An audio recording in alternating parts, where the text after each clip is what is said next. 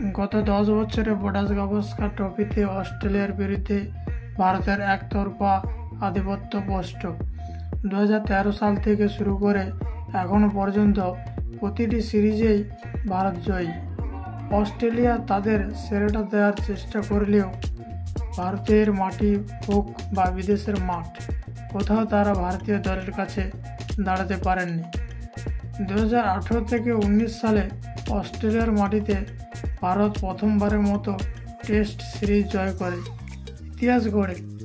বিরাট কোহলির নেতৃত্বে সেই দলের শক্তিশালী বোলিং আক্রমণ এবং চেতেশ্বর পূজারার অদম্য ব্যাটিং ছিল ঐতিহাসিক।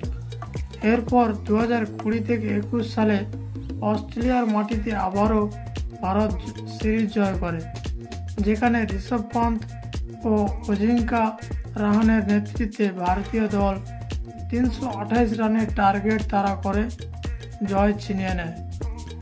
ভারতের সফলতার পেছনে মূল কারণ ছিল বোলিং বিভাগে দারুণ উন্নতি, ব্যাটিং লাইনের গভীরতা এবং ভারতের দলের মধ্যে লড়াই করার মানসিকতা।